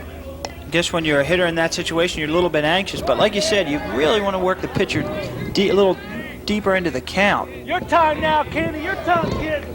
So that'll bring up Dave Caney, who singled and grounded to third. Caney with one of the 4 Princeton hits. And you talked about the seniors being the leaders and the guys that the younger guys are going to have to look to. Here's a spot right here for Caney to come up big. Runs the count to 1-1. Saletti only a sophomore. I'm sure he'll learn in a hurry. I'm sure he's going to get an earful. Up high, 2-1 now to Caney. Unfortunately, you see that in the major leagues a lot too, Kurt. Yeah, that it's really something that they should learn at this level, or I mean, at the very least in the minor leagues, that you really can't take a cut at the first pitch with your team when you're the go-ahead run at the plate. Caney flies one weakly into right field. That's going to be called by the right fielder, and Tim Shannon locks it up for brother Mike, and that ends the Princeton threat. So after 6, things stand Penn 4, Princeton 0. Boy, did Princeton have a golden opportunity to tie this game. Golden opportunity. And Eric Smallwood not getting to third base turned out to be a big play in the inning. Had Saletti been the batter with runners at first and third and maybe lifted a ball into the outfield, you would have had a run home and a 4-3 game as opposed to a 4-2 game you have right here. Yeah, I think when you look back on these 2 games for the Princeton Tigers, it's going to be a day of would've, could've, should've, but didn't. We're going to take a break right before the 7th inning action here at Clark Field. You're watching C-Tech College Baseball, and we'll be back with the 7th.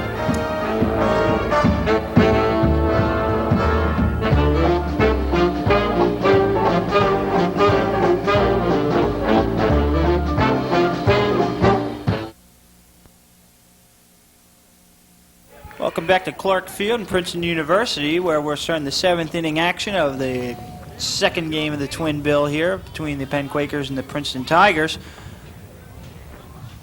Rick Burt, the Pennsylvania catcher, just opened up the 7th frame with his 5th hit of the day, his 2nd in this ball game. He's 2 for 3 here. Burt's down at first base now, and that'll bring up the leadoff hitter, shortstop Eddie McDonald. Burt having a super afternoon. As Coach Shedden points at him, says, "Hey, you the man."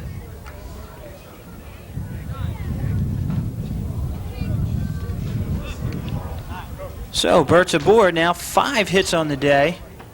Coach Shedden, we're going to settle on that today. There we go.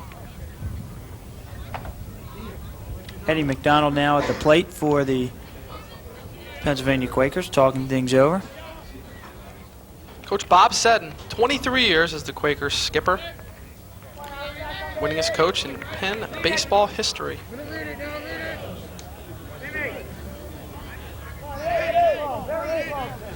First pitch to McDonald, down low. McDonald squared the bunt, decided to lay off the low pitch from Yarbrough. Yarbrough in the 7th inning of work.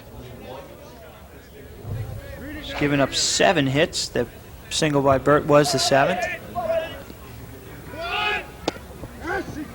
There's strike 1. McDonald once again squares the bunt. He'll be followed by Tim Shannon and Sean Turner. Saletti pointing down to first base. Princeton had the rotation play on where the first baseman was charging and the second baseman should have been at first base, covering. It's a 1-1 pitch down low. There it is. That time they got it right. Barrera got over there. Barbera. So 2-1 now to the leadoff hitter, McDonald, who's 0 for 3. He's grounded back to the mound, hitting to a fielder's choice, and grounded to second. Taken away. The bunt by McDonald, going up down to second to Simonelli. Gutsy call, and he gets it. Covering is Joe Quinn. It's the second time that play has not worked for the Penn Quakers. Bunted a bit too hard. I thought it was going to be good enough to get the runner over. But Simonelli, showing that catcher's arm at first base, fired at the second. Second time that McDonald has tried to bunt the runner up, and both times it was Burt, and both times fielder's choices.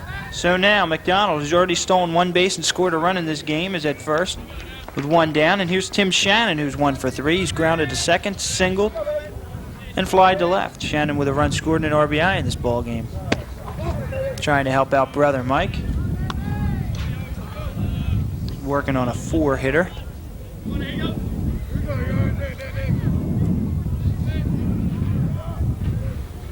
Good lead down at first from McDonald. There's just a little throw over there by Yarbrough to get McDonald back. See, now Yarbrough does have to concentrate on keeping McDonald at first as well, because Princeton can't afford to get down by 3 runs going into the bottom of the 7th.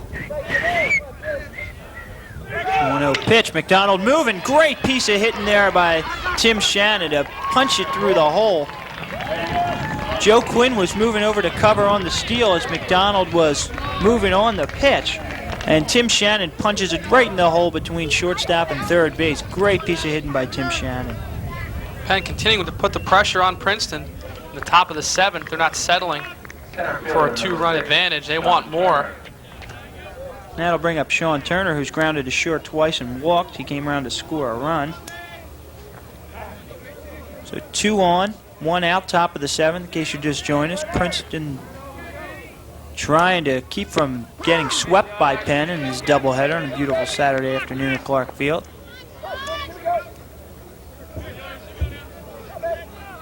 Sean Turner takes strike 1.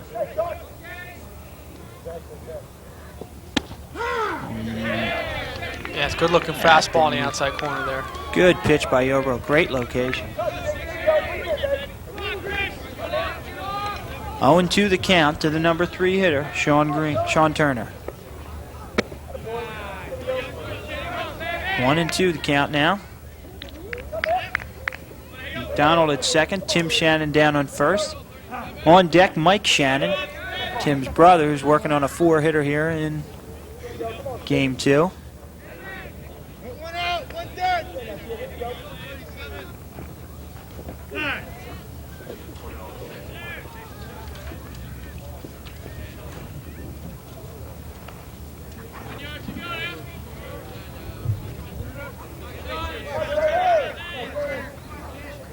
So 1-2 pitch. And missing outside and low. Yarbrough working hard here.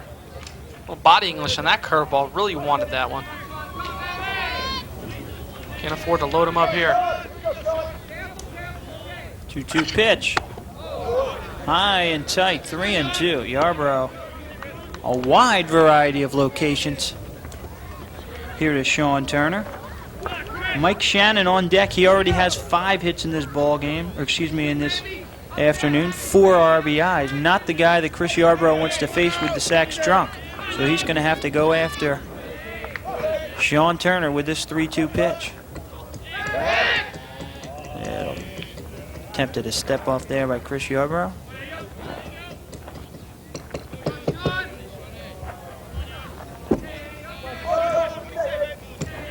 There's the pitch. Runners moving. Fly ball, shallow right field. Runners are going to have to head back. Brought in by the right fielder, Dave Caney, and that's 2 away. That's a big out for Chris Yarbrough right there. Really couldn't afford to walk Turner. He really couldn't afford to give up a hit to him either. Princeton already trails by 2, and he gets a fly ball to right field, so now 2 outs, and the infielders can relax and just play for an out. Coach Shedden had the runners Shannon and Eddie McDonald moving on the pitch. Turner wasn't able to get it down, so that's going to bring up Mike Shannon, who's been the story all afternoon for the Penn Quakers. Shannon 3 for 4 in the first game with a towering home run and a double. 2 runs scored, 2 RBIs. 2 for 3 in this game with a double and 2 RBIs. And he's working on a 4-hitter. If he can get an extra base hit, Kurt, he could very well hammer this game home the way he's been pitching. Chops one foul. And everybody misses. So 0-2 now. 2 down, top of the 7th. Mike Shannon, Pennsylvania pitcher at the plate. By no means an easy out.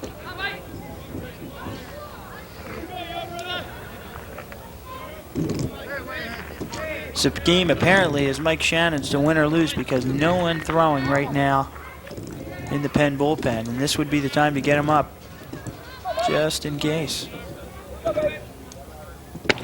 Missing outside. Yarbrough, good pitch there. Try to get Shannon to chase one. 1-2. To the sophomore from Montoursville, PA.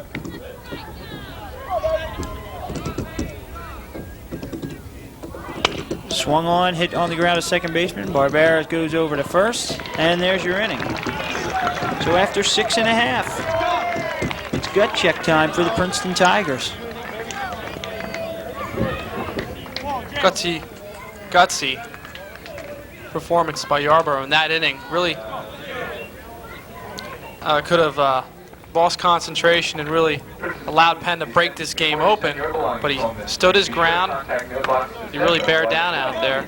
And the big out getting Turner to fly to right field with runners moving, and he holds Penn right where they are at 4 runs and at least gives his teammates a better shot at trying to come back in this game. They trail by 2. Chris Yarbrough 3-0 coming into this ball game, and this would be a real tough loss for him. He has pitched pretty well. I mean, a couple of breaks, and he's ahead in this game. Boy, that 1 run in the second inning, I got to think back to those 2, good pitches that he made, and he ended up giving up a double and a single on back-to-back batters. 2 pitches on the outside corner. One was hit down the left field line for a double by Fisher, and then down the right field line, Nemeth cued one off the end of the bat, and that brought a run home. Yarbrough's really shown poise. A couple of times had runners in scoring positions and was able to work his way out of it in 6th and 7th specifically. But it's been the Mike Shannon show, Kurt. Sure has all day. This is going to be a day for Mike Shannon to remember.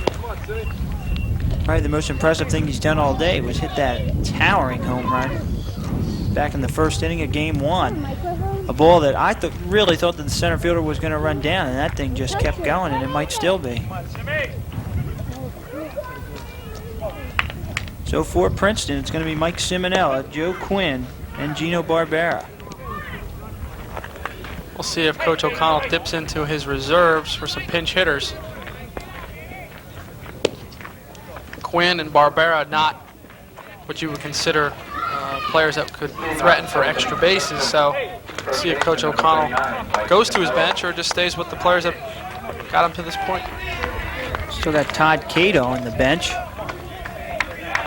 among other players. Simonella now 0 for 1 in this game. He's walked and grounded to third in Game 1. He walked and struck out 3 times. Came into this afternoon hitting cool 370. Now there's excuse me, Kurt. Sorry about that. Now there's some action down in the Penn bullpen. It's Mike Martin up again. For about the 5th time today, Mike Martin has gotten up and thrown. And 4 times before, he sat down without getting into the ball game. He's throwing a complete game down there. He sure has. He's going to be dog tired when he gets into this ball game. if ever. Now 2-1 the count. Simonello, who's walked twice, once in game 1, once today. Or excuse me, in game 2. Both times were today.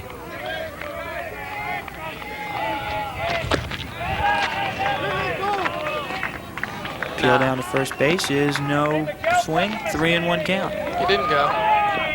It's exactly what you talked about, Andy. This, the work, Simonello doing a good job working the pitcher deep into the count. 3-1 pitch, swung on, fouled into the by the Princeton dugout.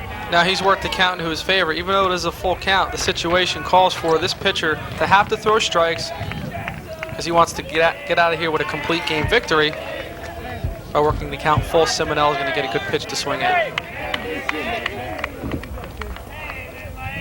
As you know, Shannon doesn't want to walk him.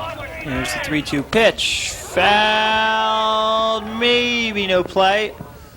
Had the catcher Burton known where that one went. Off the cut, he may have had a shot at it. It falls nonetheless, so the count remains 3-2 to Mike Simonello.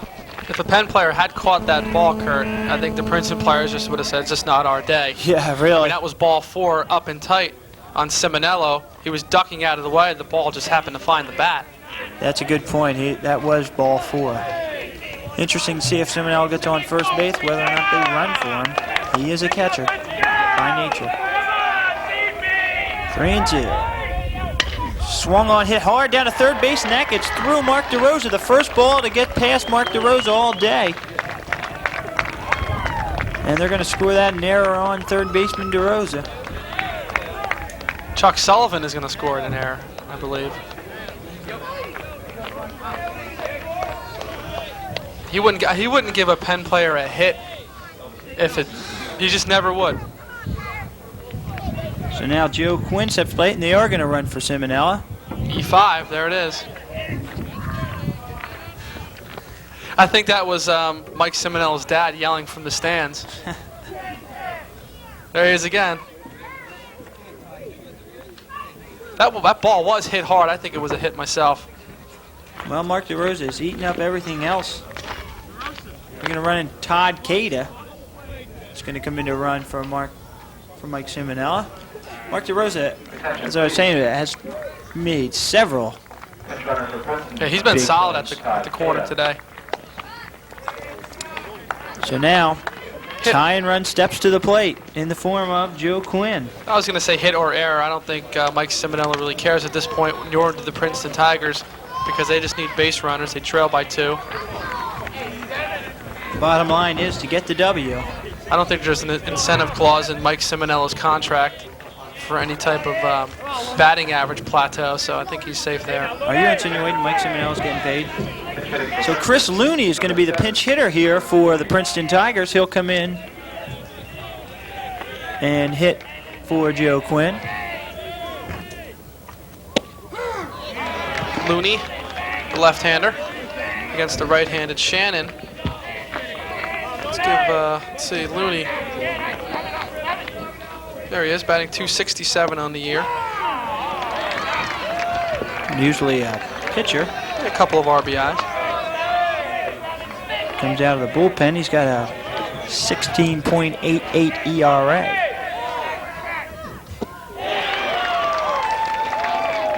And Shannon puts him down swinging.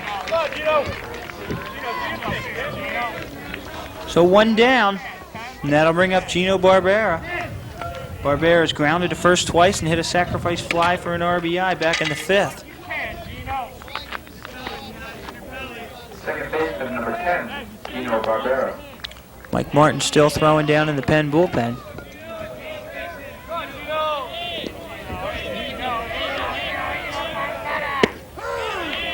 Strike 1 to Barbera. Chris Samway on deck for the Princeton Tigers. And it'll soft toss over to first. Chase back Todd Cada, who came in to run for Mike Simonello, who reached base when he ripped a ball past Mark DeRosa for an error. There's one off the hands, and that's going to get through for a base hit. Now we got a man at first base. that represents the tying run of this ball game, and Chris Samway coming to the plate, and he's got some big hitters behind him, one of which is Tim Taylor. There's another example of an aluminum bat helping out a hitter as Barbera gets that off the end of the bat and squeaks it past third baseman Mark DeRosa. Number 19, Chris Samway. Now Samway with a chance to be the hero. An extra base hit should tie the game. Barbera has good speed. Of course, if he goes yard, the game is over.